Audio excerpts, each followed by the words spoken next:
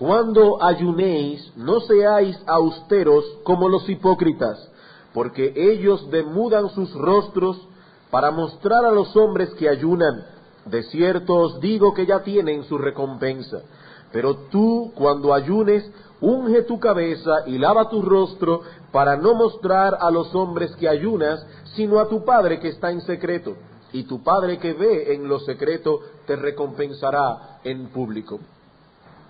Hace ya unos meses atrás habíamos iniciado el estudio del capítulo 6 de Mateo dentro de nuestra serie de exposiciones en el Sermón del Monte. Y vimos que este capítulo abre una nueva sección dentro del sermón completo. En el capítulo anterior, es decir, en el capítulo 5, encontramos una descripción de lo que el cristiano es en las bienaventuranzas y la relación de ese cristiano con el mundo que le rodea y con la ley de Dios. Ahora, en el capítulo 6, vemos a ese mismo cristiano en el desenvolvimiento de su vida religiosa y en el desempeño de su vida práctica.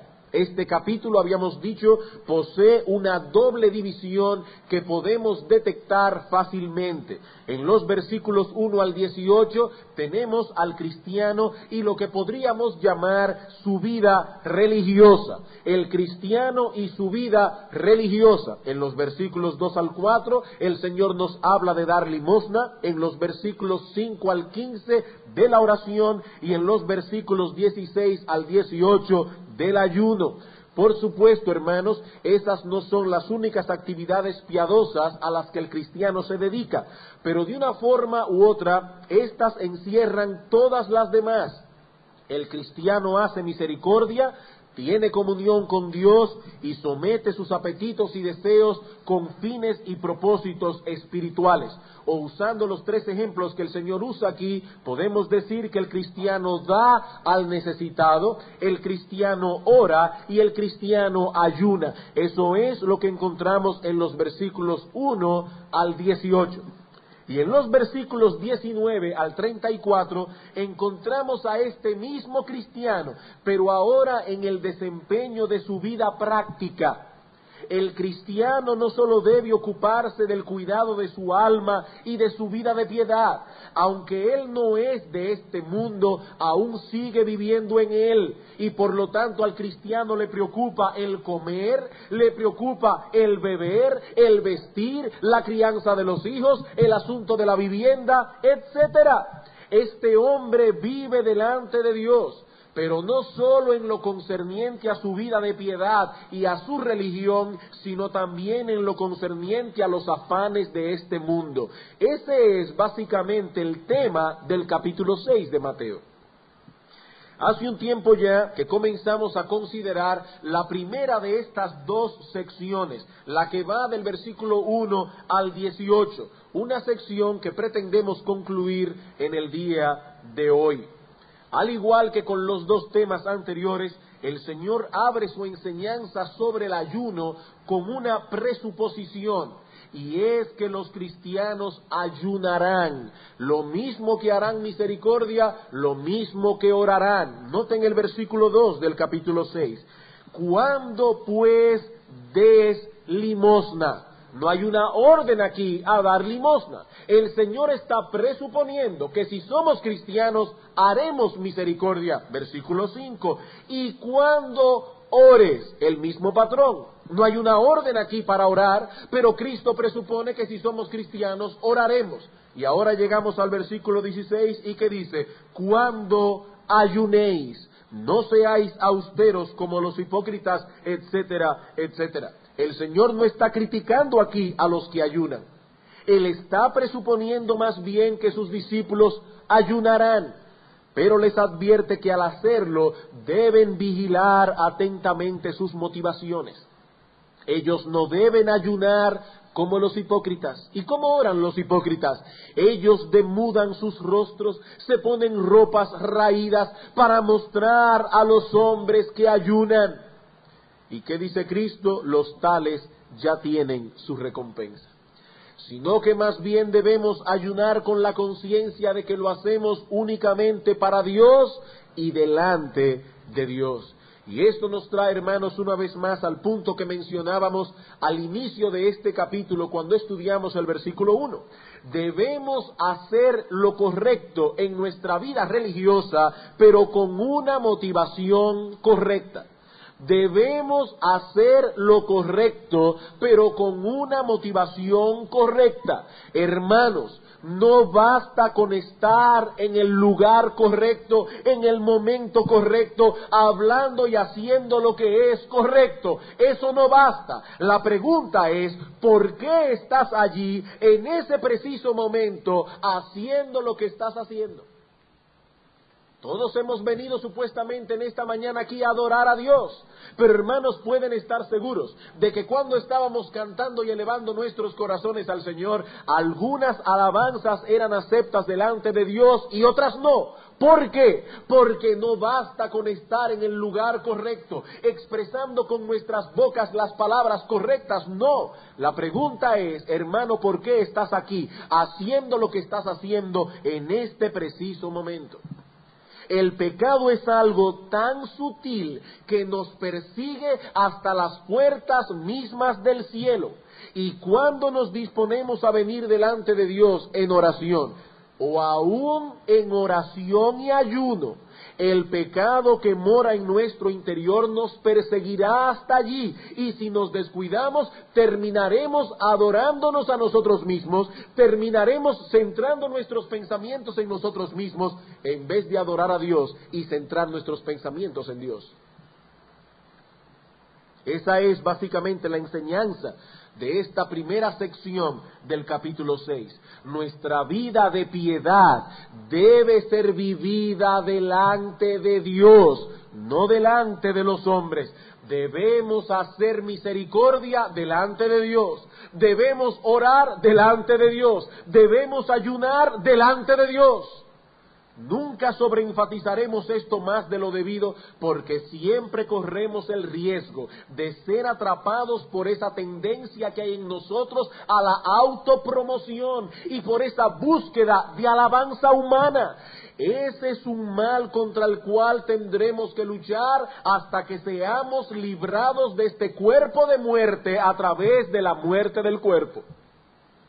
Es algo que estará allí hasta que lleguemos, hermanos, al final de nuestra carrera cristiana. Habiendo concluido hace unos domingos atrás la parte que trata sobre la vida de oración del creyente, en la mañana de hoy enfocaremos el ayuno. Pero debido a que existen ciertas distorsiones en lo tocante a este tema, es saludable que iniciemos nuestro estudio enfocando algunas consideraciones preliminares acerca del ayuno, y entonces podremos dedicarnos más específicamente a la enseñanza que el Señor nos da en nuestro texto acerca del asunto. Comencemos entonces, hermanos, con nuestro primer encabezado: algunas consideraciones preliminares acerca del ayuno.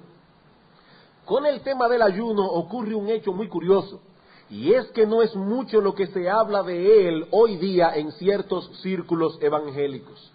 Algunas personas desconocen por completo lo que es el ayuno, o cuándo o por qué el cristiano debe ayunar. Y consecuentemente, aún profesando ser cristianos, hay personas que nunca han ayunado en su vida. Ellos saben que hay algo que lleva ese nombre, pero piensan que se trata de un asunto que solo practican ciertas personas de un alto calibre espiritual, o en el peor de los casos, personas fanáticas, personas que tienden a ser exageradas en el desempeño de su religión. Sin embargo, hermano, si usted hace un ejercicio muy simple, no tiene que saber hebreo, ni tiene que saber griego. Si usted toma una concordancia de las Escrituras y busca allí la palabra ayuno, se dará cuenta que la Biblia menciona este tema con cierta frecuencia. En el Antiguo Testamento se menciona el ayuno en unos 40 textos, y en el Nuevo Testamento en unos 30. Y aunque debemos admitir que no se nos da en la Biblia una definición del ayuno, ni tampoco, escuchen bien, ni tampoco hay en la Biblia un mandato explícito que obligue al creyente a ayunar. No hay ningún mandato en la Biblia que nos dice que debemos ayunar. Aún así tenemos en las Escrituras suficiente información como para saber lo que es el ayuno y cómo se lleva a cabo, y para saber que debemos ayunar, para ser impulsados a ayunar. Y lo que vamos a hacer en este primer punto, en estas consideraciones preliminares acerca del ayuno, es responder 3 preguntas claves acerca de este tema. Podríamos buscar más preguntas. Estas fueron elegidas para poder traer nuestra enseñanza a la iglesia. Primera pregunta: ¿por qué razón hay tanta ignorancia y aún predisposición en algunos círculos evangélicos en lo tocante al tema del ayuno? He ahí, hermanos, nuestra primera pregunta. Hemos dicho que de ese tema no se habla mucho. La pregunta es ¿por qué? ¿Por qué razón hay tanta ignorancia? ¿Por qué razón hay tanta predisposición en algunos círculos evangélicos en lo tocante al tema del ayuno? Bueno, la verdad es que la respuesta es múltiple. Elegimos 3, las más representativas. En primer lugar, porque muchos evangélicos han reaccionado al trasfondo católico romano del cual han salido. ¿Por qué hay tanta predisposición hacia este tema? Porque muchos cristianos evangélicos, la mayoría, hemos salido de un trasfondo católico romano y hemos reaccionado a él. La mayoría de nosotros proviene de un trasfondo católico romano. Y digo católico romano porque católicos somos todos. La palabra católico significa universal y la Iglesia de Cristo es universal. Pero aquella es católica romana, porque su sede está en Roma.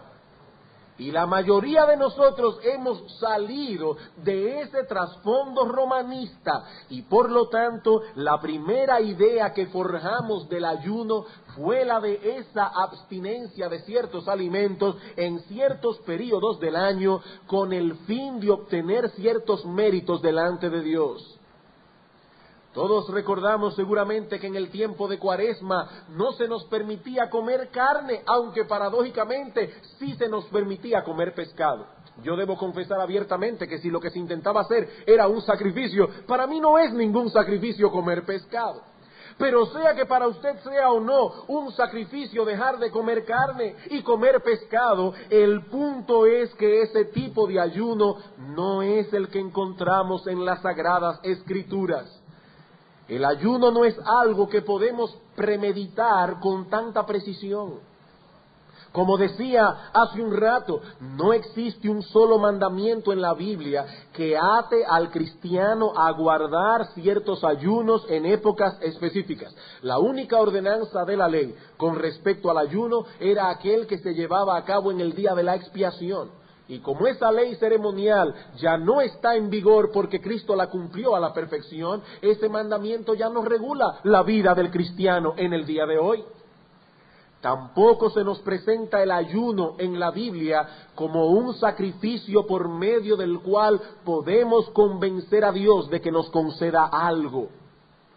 Tal visión del ayuno, hermanos, en realidad es una deshonra a nuestro Dios, porque lo priva de su soberanía y pone muy en entredicho su misericordia, como si Dios demandara de los suyos una cuota de sacrificio para ablandar un poco su corazón. Ahora bien, esa es la visión que muchos tenían del ayuno antes de conocer a Cristo. Debido a su trasfondo romanista, veían el ayuno como un sacrificio que ganaba méritos, ganaba puntos delante de Dios. Y cuando estos hombres y mujeres vienen al conocimiento del Evangelio y comprenden que la salvación y todas las bendiciones que Dios nos da vienen a nosotros de pura gracia, entonces muchos tienden a menospreciar el ayuno como algo sin importancia e incluso como algo que es contrario a la esencia misma del mensaje evangélico.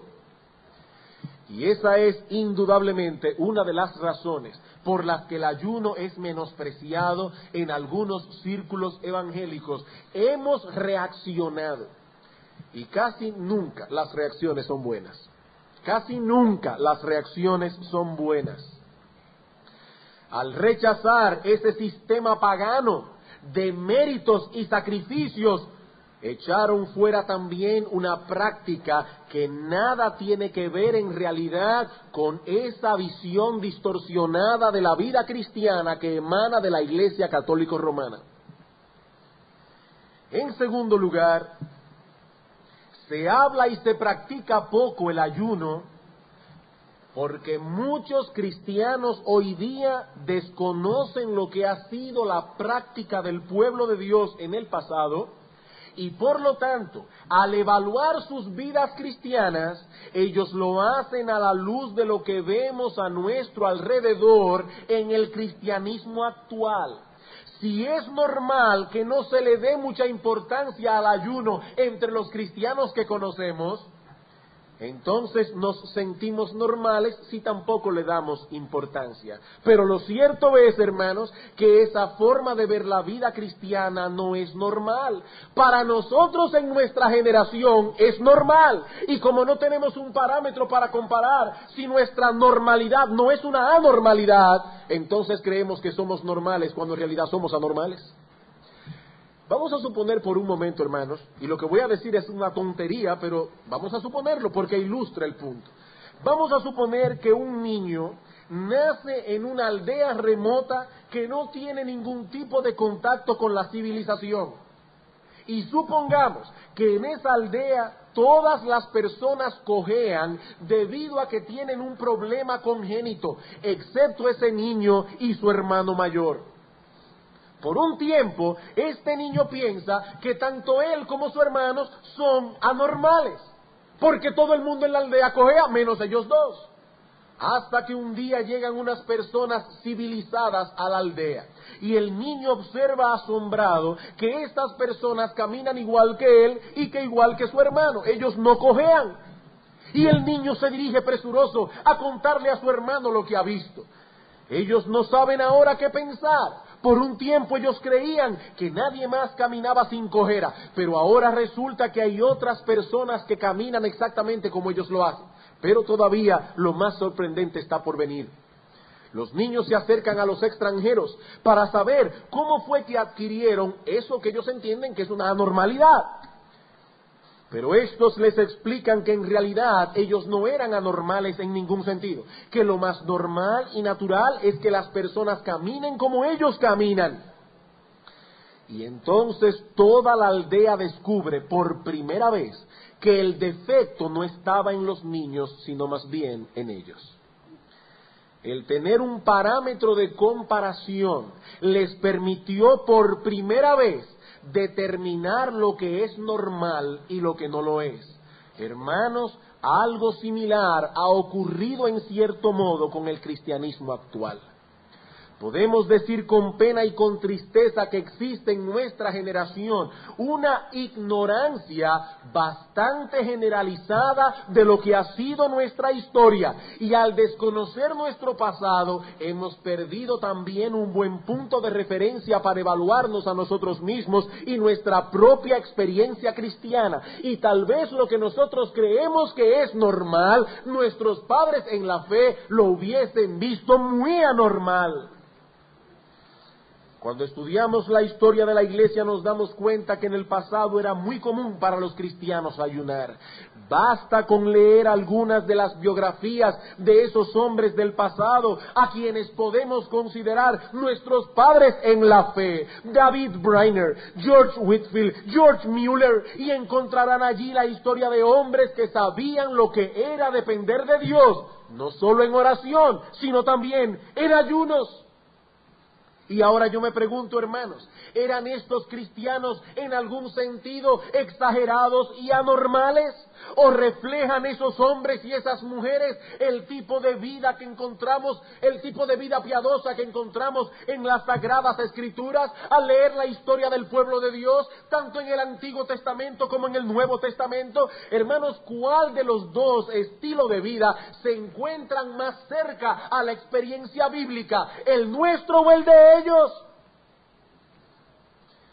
Cuando los hijos de Israel fueron vencidos por los de Ai, ¿qué hizo Josué junto con los ancianos de Israel? Que expresaron su aflicción delante de Dios en ayuno y oración. Josué capítulo 7, versículo 6. Lo mismo hizo David cuando aquel hijo que tuvo con Betsabé enfermó gravemente. Segunda de Samuel capítulo 12, versículo 16. Hasta el malvado Acab ayunó al escuchar la terrible sentencia que Dios pronunció sobre él y sobre su casa a través del profeta Elías. Nehemías ayunó al escuchar el estado deplorable en que se encontraba la ciudad de Jerusalén, Nehemías 1:4, y lo mismo hicieron los israelitas en el tiempo de Esther ante la amenaza de Mardoqueo en Esther capítulo 4 versículo 6, y lo mismo hizo Daniel en Babilonia, Daniel 9, Daniel 10, y los ninivitas cuando escucharon la predicación de Jonás. Y si alguien piensa que todos estos ejemplos pertenecen al Antiguo Testamento, solo tendríamos que añadirle a esa lista de nombres el nombre de nuestro bendito Señor y Salvador Jesucristo, que cuando iba a iniciar su ministerio y a enfrentarse cara a cara con Satanás, ayunó en el desierto 40 días y 40 noches. O podemos añadir a la lista el nombre de Pablo, que en su currículum ministerial dice en muchos desvelos y ayunos. O podemos añadirle a la lista el nombre de Cornelio, o podemos añadirle a la lista el nombre de la iglesia primitiva, según nos relata Lucas en Hechos capítulo 13 versículo 2, en Hechos capítulo 14 versículo 23. Hermanos, estos ejemplos deben ser suficientes para hacernos ver que la experiencia de los hombres que nos han precedido en ninguna manera era una experiencia extraña al pueblo de Dios. Somos nosotros, hermanos, los cristianos del siglo XX, los que estamos desfasados en ese sentido. Al desconocer nuestra historia, miramos a nuestro alrededor y pensamos que lo que está sucediendo es normal, cuando, hermanos, no es normal en algunos aspectos. Y eso no ocurre únicamente con el asunto del ayuno. No, eso ocurre con muchas otras prácticas de la iglesia cristiana hoy. Algunos nos miran con extrañeza cuando hablamos en esta iglesia de guardar el día del Señor, o cuando observan que en nuestra iglesia no hacemos un llamado público a los pecadores para hacer una decisión por Cristo. Lo que era normal se ha convertido en algo anormal. Y muchas cosas que hoy son normales, como hacer ese tipo de llamamiento, serían observadas con pena y probablemente con desagrado y extrañeza por parte de muchos de los santos que nos han precedido. Ahora, hermanos, yo no quisiera ser malentendido en esto que estoy diciendo. Ninguna práctica es lícita por ser antigua y ninguna práctica es ilícita por ser novedosa. No, hermanos, no es la edad lo que hace la diferencia, es la Biblia.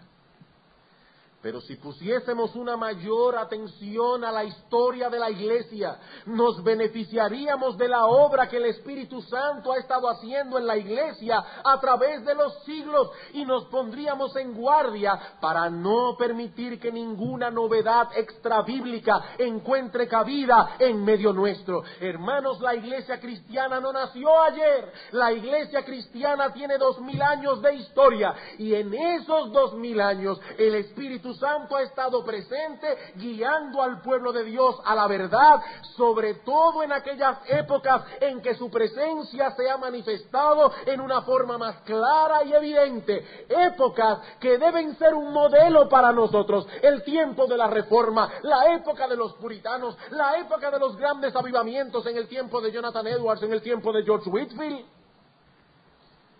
son épocas modelos épocas en que el Espíritu Santo se derramó sobre la iglesia en una forma muy especial. Y cuando la iglesia se desconecta de esa historia, corre el peligro de perder de vista parámetros adecuados por medio de los cuales podemos evaluar nuestra propia experiencia cristiana. Oh hermanos, yo tengo la convicción, la plena y total convicción, de que la vida cristiana de muchos sería mucho más rica y mucho más profunda si emplearan una buena parte del tiempo que emplean viendo televisión, leyendo buenas biografías. Buenas biografías. El hombre es un ser que aprende por imitación y la Biblia nos manda a considerar la conducta de esos hombres que dieron muestras claras de fidelidad para que las imitemos. Sus vidas serán un gran estímulo para nosotros, por cuanto ellos fueron a su vez imitadores de Cristo. Filipenses capítulo 3. Hermanos, estamos en un nuevo año. Es el tiempo de hacer la lista de los libros que van a leer durante el año. Incluyan buenas biografías. Incluyan buenas biografías. Filipenses capítulo 3, versículos 17 y 19. Hermanos, sed imitadores de mí. Pero no solo de Pablo. Y mirad a los que así se conducen según el ejemplo que tenéis en nosotros. ¿Y por qué el apóstol Pablo estaba tan empeñado en que estos cristianos de Filipos tuvieran buenos ejemplos a imitar? Lean el versículo 18. Porque por ahí andan muchos, de los cuales os dije muchas veces, y aún ahora lo digo llorando, que son enemigos de la cruz de Cristo, el fin de los cuales será perdición, cuyo Dios es el vientre, y cuya gloria es su vergüenza, que solo piensan en lo terrenal.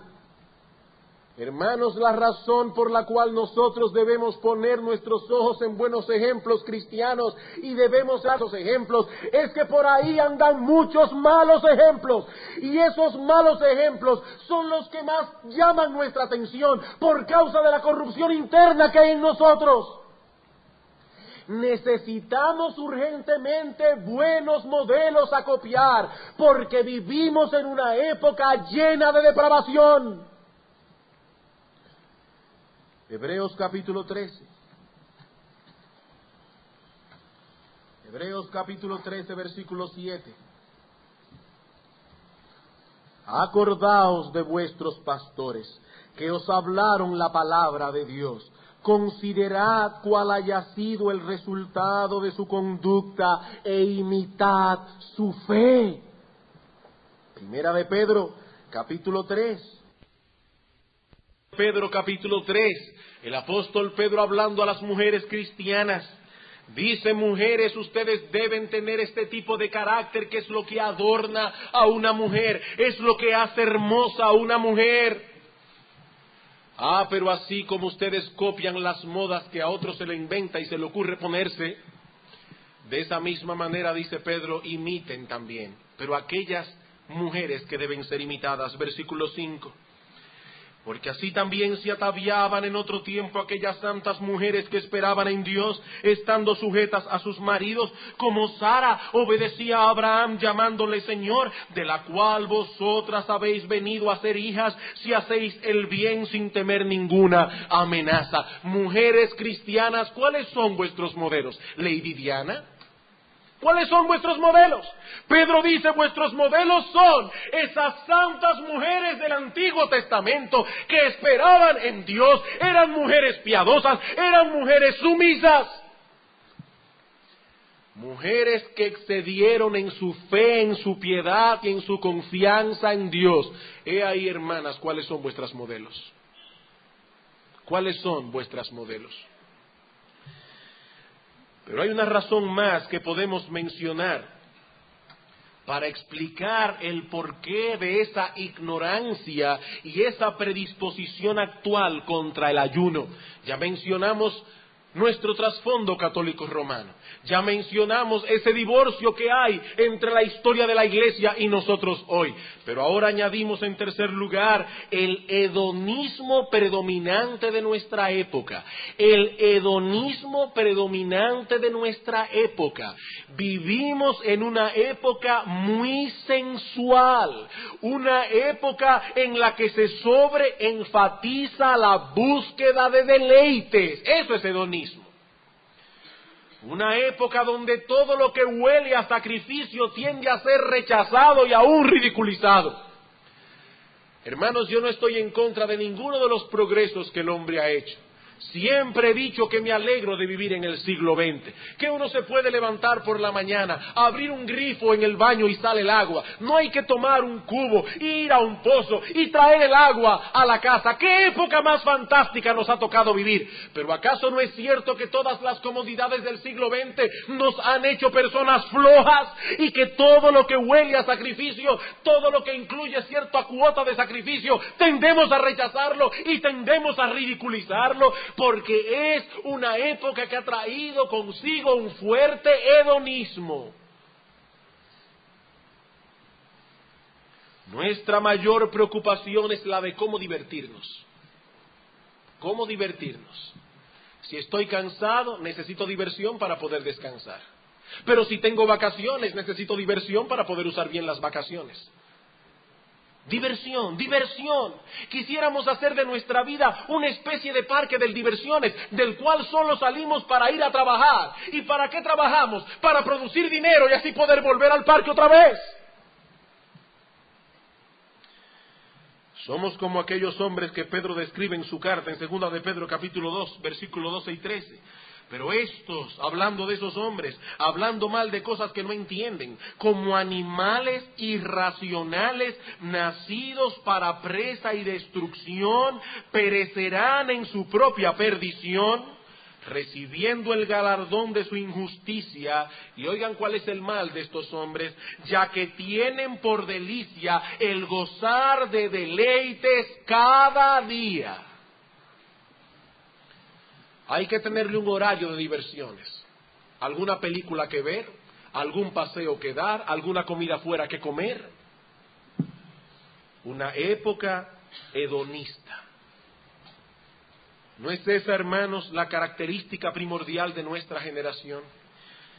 El apóstol Pablo en 2 Timoteo, capítulo 4, escribió proféticamente una descripción de lo que habría de ser nuestra época actual. 2 Timoteo capítulo 3, versículos 1 al 5.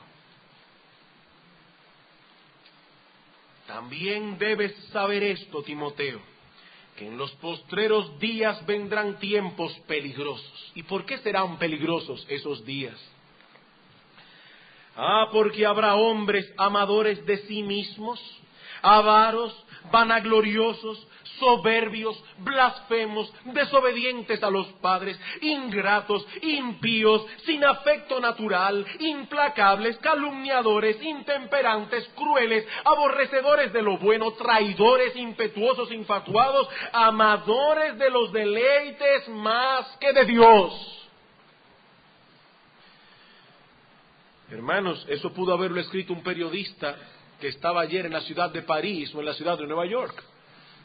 Pero no fue un periodista en París o en Nueva York que escribió esto. Fue Pablo hace 2000 años, inspirado por el Espíritu Santo. Pero pudo haber sido escrito hoy acerca de nuestra generación.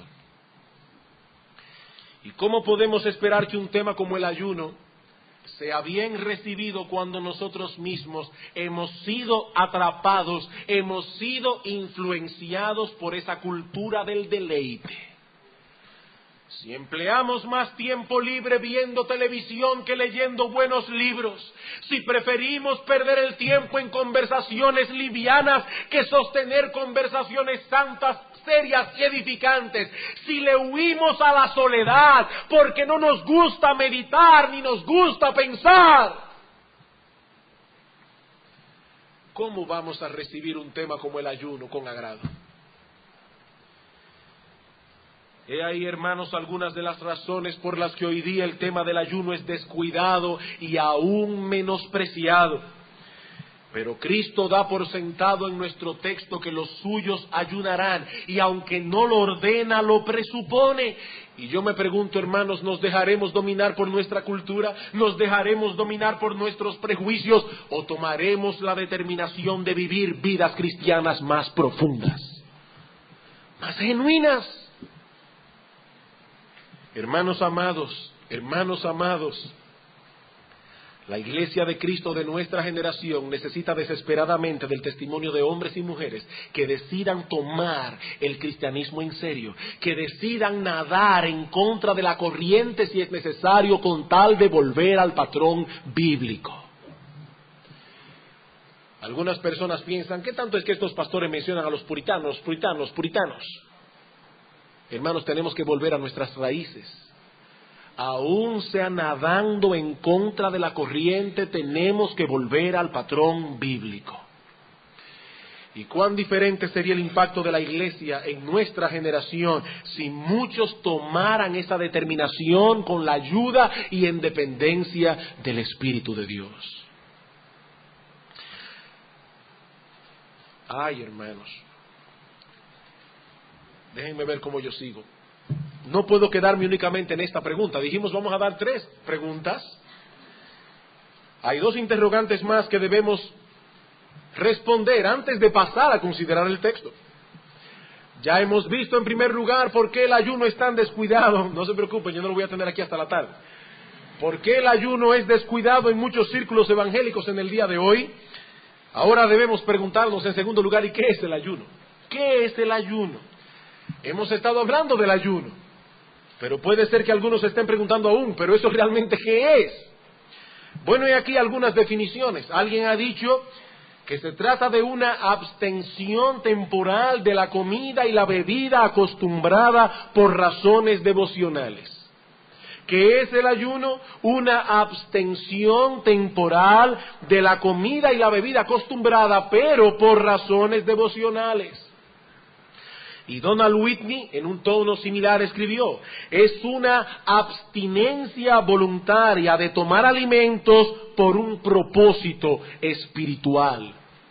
La palabra ayuno significa literalmente no comer, pero el asunto es más profundo que ponerse a dieta. Incluye la abstención de comida, pero no como un fin en sí mismo, sino más bien como una expresión de humillación y aflicción delante de Dios. Si no hay un propósito espiritual de por medio, la abstinencia deja de ser ayuno en el sentido bíblico para convertirse simplemente en una dieta o en un sacrificio. Hermanos, debemos luchar contra todo pensamiento que nos lleve a ver el ayuno o cualquier otra manifestación de devoción como algo mecánico. Debemos luchar contra este pensamiento. Si hago esto, obtendré esto otro a cambio. No, hermanos, el dejar de comer no nos hará más espirituales. El dejar de comer no inclinará el corazón de Dios más de lo que ya está. El dejar de comer no logrará que el corazón de Dios se enternezca. Mira, oh Dios, cómo estoy aquí pasando hambre. ¿Acaso no te da pena de mí? A ver si Dios me responde lo que yo quiero. Hermanos, si esa es la visión que tienes del ayuno, no solo tienes una visión distorsionada de esa práctica piadosa, tienes una visión distorsionada de Dios, del Dios mismo. No ayunamos para ablandar el corazón de Dios, hermanos. Lo hacemos porque en ciertas circunstancias es apropiado que echemos a un lado todo aquello que pueda ser motivo de distracción para dedicarnos de manera especial y por alguna razón especial a la oración y la meditación. Esto nada tiene que ver con esa idea platónica de que la materia es mala y de que lo único bueno es el espíritu. Por lo tanto, voy a golpear mi cuerpo para poder fortalecer el alma. No. Dios nos manda a cuidar nuestro cuerpo lo mismo que nos manda a cuidar nuestras almas. Pero tenemos que reconocer que el cuidado de nuestro cuerpo ocupa casi todo nuestro tiempo. Vivimos cuidando el cuerpo. Porque el cuerpo vive demandando cosas, demandando comida, demandando bebida, demandando descanso. Estamos normalmente muy ocupados satisfaciendo las demandas de nuestro cuerpo, de modo que queda muy poco tiempo para la meditación y la oración. Y hay ciertas situaciones que vienen sobre nosotros que nos moverán a buscar el rostro de Dios, no solo en oración, sino también en ayuno, echando a un lado cosas que son lícitas, como el comer o el beber. ¿Pero para qué? ¿Para que a Dios le dé pena? No, para no tener ninguna distracción en nuestra búsqueda de Dios. El comentarista John Brown dice al respecto: cuando la mente y el corazón están bien amarrados con algún asunto, especialmente si se trata de un asunto serio y triste, habrá una indisposición a probar alimentos. Y en ese estado de mente, producido por un profundo sentido del mal del pecado y de la suprema importancia de las cosas invisibles y eternas, el refrenarnos de tomar alimentos será una expresión natural de nuestro sentido de indignidad y de la comparativa insignificancia de todas las cosas terrenales. Y más adelante añade Brown: el ayuno, es decir, la abstinencia total o parcial de alimentos, parece haber estado relacionada en todas las edades del mundo con períodos peculiares de solemne devoción. Y eso nos lleva de la mano a una tercera pregunta: ¿cuándo es apropiado para un hijo de Dios ayunar? ¿Cuándo es apropiado para un hijo de Dios buscar a Dios de ese modo? Bueno, cuando rastreamos en las Escrituras la práctica del ayuno, ya sea a nivel individual o colectivo, encontramos que el pueblo de Dios solía ayunar en las siguientes circunstancias. Y yo no voy a ampliar esto con detalles, ya que lo hicimos en un sermón anterior, en el cual hablamos del ayuno mucho más ampliamente. Pero por un lado, vemos que el pueblo de Dios ayunaba cuando se encontraba en medio de un gran pesar por causa de su pecado delante de Dios. Hay momentos en que sentimos la lepra de nuestro pecado en una forma inusual, y en esos momentos es apropiado que el pueblo de Dios venga delante de Dios, no solo en oración, sino también en ayuno. Por ejemplo, Daniel ayunó en Babilonia como una manifestación de dolor ante los pecados del pueblo, y lo mismo hizo Esdras. Dice Esdras 10, no comió pan ni bebió agua porque se entristeció a causa del pecado de los del cautiverio. También ayunaban en segundo lugar como una manifestación de profundo dolor, ya no por el pecado, sino por circunstancias adversas de la vida, como cuando David se enteró de la muerte de Abner, que cuando le ofrecieron comida dijo: así me haga Dios y aún me añada, si antes de que se ponga el sol gustare yo pan o cualquier otra cosa. David estaba dolido en su corazón. En las Escrituras encontramos también al pueblo de Dios ayunando en medio de circunstancias difíciles, como cuando fueron atacados por Moab y Amón en los días de Josafat. Dice que vino un ejército sin número para exterminar al pueblo de Israel. ¿Qué hizo el pueblo? Hombres, mujeres, niños. Vinieron delante de Dios, no solo en oración, sino también en ayuno, y Dios les dio gran victoria. Segunda de Crónicas, capítulo 20. También pueden leer en sus casas la historia de Esther, y verán cómo la oración acompañada de ayuno juega un papel protagónico en toda la historia del libro de Esther. En una circunstancia difícil, pero Dios le dio la victoria a su pueblo. Y en cuarto lugar, podemos añadir que el pueblo de Dios ayunaba cuando necesitaba la dirección y capacitación de Dios en medio de tareas difíciles.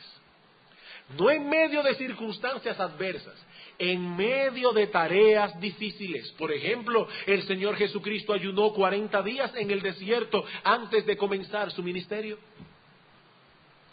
Siendo el Hijo de Dios encarnado, dependía totalmente del Padre. Y ese sentido de dependencia lo movía a buscar el rostro de Dios, no solo en oración, repito, sino también en ayuno. Y ese mismo patrón lo vemos en la iglesia primitiva, que tanto en Hechos 13:2 como en Hechos 14:23 buscaron la dirección de Dios en el contexto de la selección de sus líderes. ¿Y cómo lo hicieron? En ayuno y oración. Hermanos, en todos estos ejemplos vemos el mismo patrón. Estos hombres y mujeres no ayunaban para sobornar a Dios. No ayunaban para darle pena a Dios, para ablandar su corazón. No, su sentido de necesidad y dependencia los llevaba a ayunar. Y ahora yo me pregunto, esta generación que no ayuna como ellos ayunaban, ¿será que somos más poderosos que aquellos? ¿Será que somos más autosuficientes que ellos?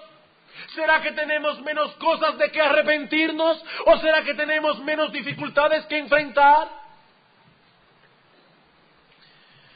¿O será más bien, hermanos, que somos una generación más soberbia? ¿Que somos una generación que tiene una visión más ligera del pecado? Y una visión más ligera de los asuntos que tienen que ver con nuestras almas.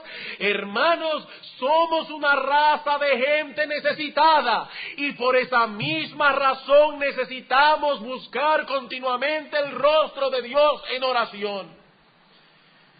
Y en ocasiones tendremos que hacerlo en una forma especial, apartándonos de todas las cosas, para dedicarnos con más ahínco y sin estorbo a tener comunión con Él. Eso es ayunar. Eso es ayunar. Tal vez se le ha puesto más énfasis a la mecánica del ayuno que a su esencia. La mecánica del ayuno. Pero se puede hacer esto, se puede hacer aquello. La mecánica. ¿Cómo se hace? No, hermano, la Biblia no plantea una forma rígida de ayunar. No. Puede ser un ayuno individual, puede ser un ayuno colectivo, puede ser un ayuno de un día, de más de un día, de menos de un día. Puede ser un ayuno total, no alimentos ni bebidas. Puede ser un ayuno parcial, como el ayuno practicado por Daniel en Daniel capítulo 10, versículo 3, que consistió simplemente en abstenerse de manjares delicados, no comer carne ni comer vino por 3 semanas. Hermanos, el asunto no es la mecánica. El asunto es que sea de un modo u otro, debemos tener la disposición de venir delante de Dios y aferrarnos a Él como Jacob se aferró al ángel y decirle: Señor, en medio de esta aflicción que tengo, yo no te dejaré hasta que la bendición no venga sobre mí. Eso es lo importante en el ayuno. Hermano, ¿has sentido un dolor agudo por causa de tu pecado? ¿O te encuentras en medio de una situación aflictiva? ¿O en medio de alguna circunstancia difícil y necesitas la dirección de Dios? Si es así, el ayuno será un medio que Dios usará para traer sobre tu vida bendición abundante. ¿Sabes sobre todo qué bendición? La bendición de su presencia sobre ti. ¿Y por qué lo digo con tanta seguridad? Porque la Biblia lo promete. Escucha lo que Dios ha prometido en el Salmo 145, versículo 18. Cercano está Jehová a todos los que le invocan, y añade, a todos los que le invocan de veras. Cercano está el Señor a todos los que le invocan de veras. No a los que cumplen un ritual por las mañanas y antes de salir de sus casas se postran y dicen: Señor, bendíceme en este día en el nombre de Jesús, amén. No, hermanos. Dios está cercano a aquellos que le invocan con un sentido tal de urgencia y necesidad que en ocasiones encontraremos a ese hombre buscando el rostro de Dios, no solo en oración, sino también en ayuno. Bien, hermanos, he aquí algunas consideraciones preliminares que pensamos eran necesarias para la consideración de nuestro tema. Alguien pensará: pero el pastor no se le ocurrirá comenzar ahora a estudiar Mateo 6. Hermanos, en los últimos 5 minutos vamos a ver el significado del texto. Mateo capítulo 6. Vamos a durar el mismo tiempo que siempre. Ya vimos algunas consideraciones preliminares acerca del ayuno. Veamos ahora muy brevemente las direcciones del Señor en lo tocante al ayuno. ¿Qué dice el Señor? Cuando ayunéis, no seáis austeros como los hipócritas, porque ellos demudan sus rostros para mostrar a los hombres que ayunan. De cierto os digo que ya tienen su recompensa. Pero tú, cuando ayunes, unge tu cabeza, lava tu rostro, para no mostrar a los hombres que ayunas, sino a tu Padre que está en secreto, y tu Padre que ve en lo secreto te recompensará en público. Lo que el Señor nos dice aquí acerca del ayuno es en esencia lo mismo que ha dicho acerca del dar y acerca del orar. Su enseñanza básica es que debemos hacer todo eso para Dios, delante de Dios, para recibir la aprobación y la bendición de manos de Dios.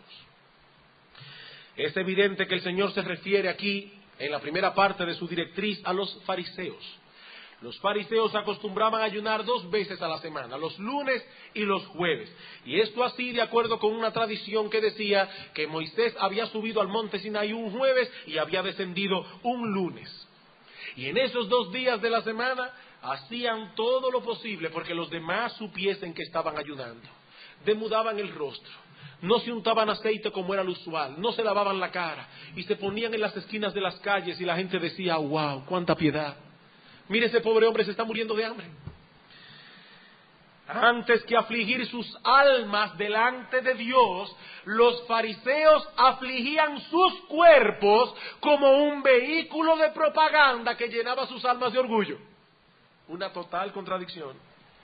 Y el Señor nos dice que al hacerlo de ese modo, obtenían su recompensa. Lo que desean es publicidad, ya la tienen, pero no tendrán nada más. ¿Cómo debemos ayunar? En cambio, debemos hacerlo para Dios. Hermanos, el énfasis del texto no recae en el hecho de que sea en secreto, sino de que se haga para Dios, delante de Dios. ¿Qué dice Cristo? Versículo 17. Cuando ayunes, unge tu cabeza y lava tu rostro. En ese tiempo era natural ungirse la cabeza, lavarse la cara. Por lo tanto, la enseñanza del Señor a sus discípulos se resume en esto: cuando ayunes, sé natural.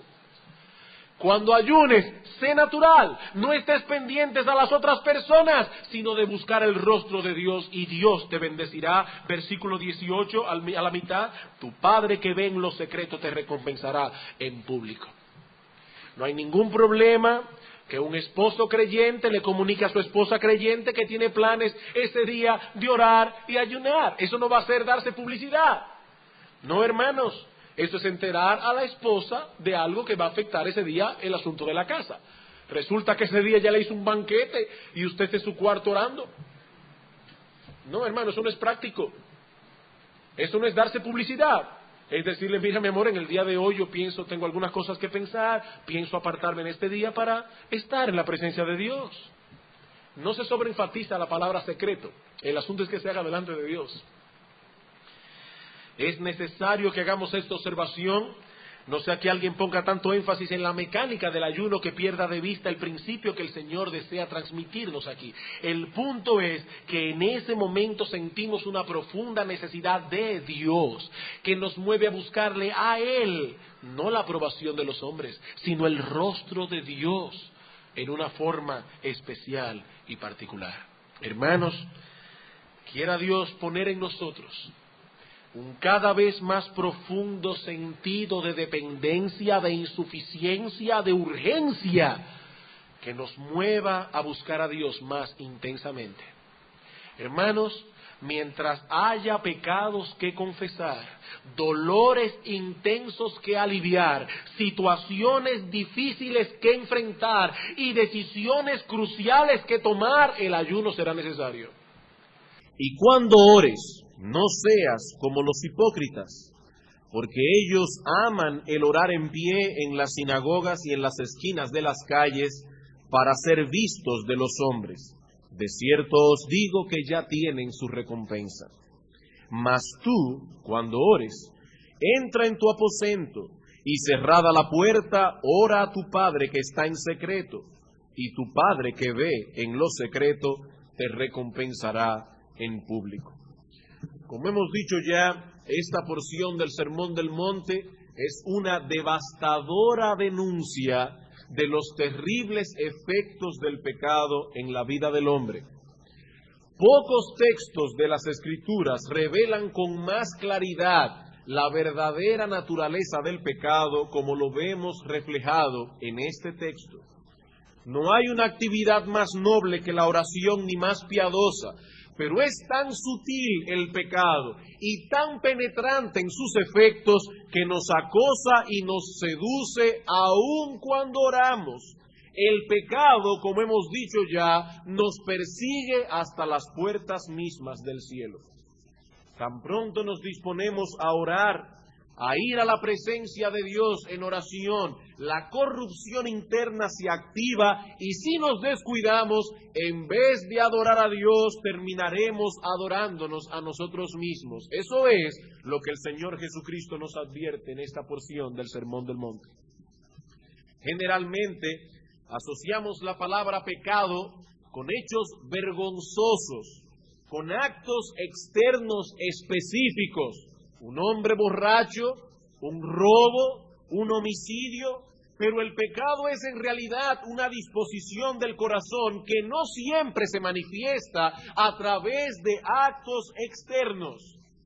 Como alguien ha dicho muy acertadamente, el pecado es, en último término, el adorarse o el adularse a sí mismo. Eso es el pecado. El pecado es, en último término, al final del análisis llegaríamos a la conclusión de que no es otra cosa que autoadoración, autoadulación. Se trata de algo tan engañoso que se manifiesta en la vida del cristiano, incluso cuando realiza sus deberes religiosos. Esa es la enseñanza esencial de Cristo en este pasaje. Cuando vemos a un hombre borracho tirado en la calle o dando tumbos, ese es, sin lugar a dudas, un cuadro patético de los efectos del pecado en el hombre. Sí, es un cuadro muy patético. Pero cuando vemos a un cristiano de rodillas en la misma presencia de Dios, luchando con su corrupción y asediado por su yo, esa es una imagen más aguda y más precisa de la verdadera esencia del pecado. Este hombre ha venido a derramar su alma delante de Dios, pero su corrupción interna lucha por llevarlo a centrarse en sí mismo en vez de centrar sus pensamientos en Dios. Ese es el problema del que Cristo se ocupa en esta sección del Sermón del Monte. Debemos permanecer en vela, vigilando continuamente nuestro corazón, porque de lo contrario convertiremos nuestra vida religiosa en un espectáculo que busca el aplauso de los hombres y no el aplauso o el agrado de Dios. En el versículo 1 del capítulo 6 el Señor nos da una advertencia general. Guardaos de hacer vuestra justicia delante de los hombres, para ser vistos de ellos, para hacer un espectáculo delante de ellos. De otra manera, no tendréis recompensa de vuestro Padre que está en los cielos. Esa es la enseñanza general de esta porción del Sermón del Monte. Ya vimos esa enseñanza aplicada a las obras de misericordia en los versículos 2 al 4. Dice el Señor en el versículo 2, cuando pues des limosna, no hagas tocar trompeta delante de ti, como hacen los hipócritas en las sinagogas y en las calles. ¿Para qué? ¿Cuál es su motivación? Para ser alabados por los hombres. De cierto os digo, ya tienen su recompensa. Y a partir de hoy pasaremos a considerar esa misma enseñanza general, pero en lo concerniente a nuestra vida de oración. Al igual que en el ejemplo anterior, el Señor abre su enseñanza con una presuposición.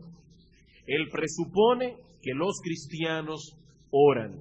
Eso es parte integral de la vida cristiana. Vean el versículo 5.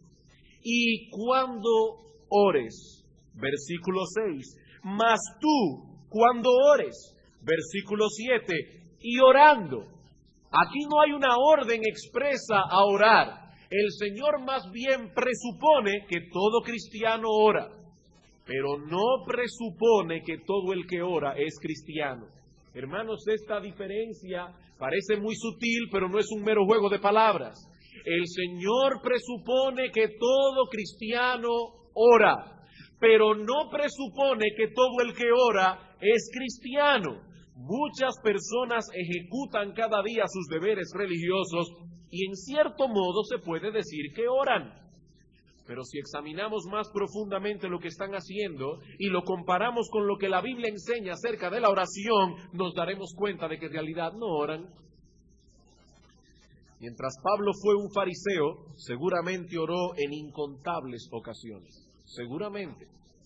Pero no fue sino hasta después de su conversión, cuando Cristo mismo dice de él en Hechos capítulo 9, he aquí, él ora. Esa era la primera vez que Saulo de Tarso profería una verdadera oración.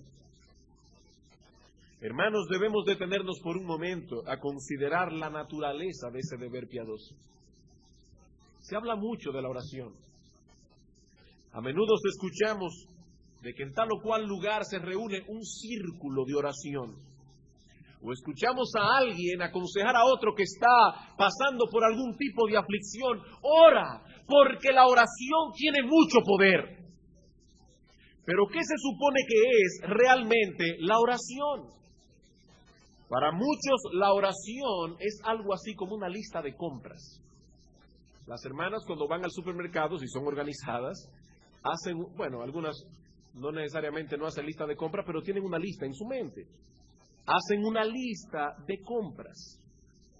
Hay personas para quienes la oración no es más que eso, una lista de supermercado. Me voy a presentar delante de un ser todopoderoso que puede suplir todas mis necesidades y le voy a exponer una por una todas las cosas que necesito y de ese modo lo voy a obligar a concedérmelas. Hermanos, ¿es a eso que la Biblia llama orar? Venir con una lista de necesidades delante de Dios y obligarlo por medio de la oración a que Él las incluya en sus planes. ¿Qué es orar?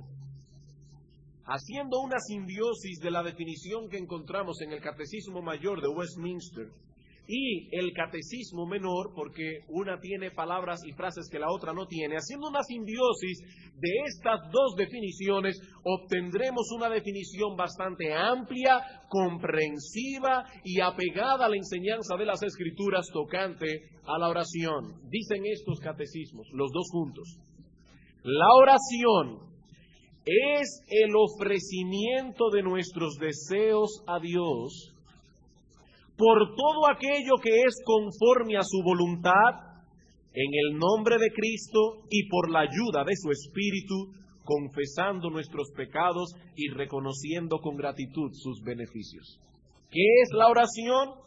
Es el ofrecimiento de nuestros deseos a Dios por todo aquello que es conforme a su voluntad, en el nombre de Cristo, es decir, por los méritos de Él, por la mediación de Él, y por la ayuda de su Espíritu, porque muchas veces no sabemos cómo orar, el Espíritu tiene que auxiliarnos, confesando nuestros pecados y reconociendo con gratitud sus beneficios. Ahora, noten, hermanos, cómo los autores de estos dos catecismos enfatizan el elemento de la adoración en la oración. Cuando un cristiano ora, dicen ellos, está ofreciendo sus deseos a Dios, como quien trae una ofrenda al altar. El asunto no es hacer saber a Dios cuáles son las cosas que necesitamos, porque dice la Escritura que Dios conoce mis necesidades antes de que yo se la pida. Tampoco debemos ver la oración como un mecanismo para ablandar el corazón de Dios o para forzarlo a cambiar sus planes. Nuestro Dios es inmutable. Y no solo eso, lleno de misericordia. Nuestras oraciones no lo harán cambiar de parecer. Hermanos, nuestras oraciones no hacen que Dios cambie de parecer, ni tampoco lo inclinará a nuestro favor más de lo que Él ya está inclinado a favorecernos. De hecho, ¿saben una cosa que puede sonar paradójica, pero es verdad? Dios está más dispuesto a bendecirnos que lo que nosotros estamos dispuestos a recibir sus bendiciones. No, nosotros no tenemos que ablandar el corazón de Dios, ni tenemos que obligarlo a cambiar sus planes, porque sus planes para nosotros son para nuestro bien. Si Dios cambiara sus planes para con nosotros, sería una maldición. La oración es más bien un reconocimiento de nuestra necesidad y de la suficiencia de Dios. Al orar, proclamamos que Dios es grande y que nosotros confiamos en que Él es el dador de todo bien. Así como los creyentes del antiguo pacto ofrecían sus sacrificios a Dios y de ese modo lo adoraban, traían ofrendas en olor fragante, así también nosotros venimos delante del altar y no venimos con las manos vacías, nosotros venimos a traer delante de Él en sacrificio los deseos de nuestro corazón. Eso es orar. Y Dios se deleita, hermanos, Dios se goza. Eso sube como olor fragante cuando su pueblo ora con esa conciencia. Benjamin Palmer, un ministro del siglo pasado, resume todo esto diciendo, escuchen esto porque aquí a esto no le falta casi nada. Él dice que la oración son tres cosas. Por un lado, la apelación de una criatura dependiente. Por otro lado, el gemido de un corazón o de un pecador culpable. Y en tercer lugar, la adoración articulada de un alma inteligente. ¿Qué es la oración? La apelación de una criatura que sabe que depende de Dios y él apela a Dios. Por otro lado, el gemido de un pecador culpable y por el otro lado, la adoración articulada de un alma inteligente. Eso es orar. El hombre que ha sido despertado a la grandeza de Dios y que ha sido despertado a su propia debilidad y a su propio pecado, no puede hacer otra cosa que orar.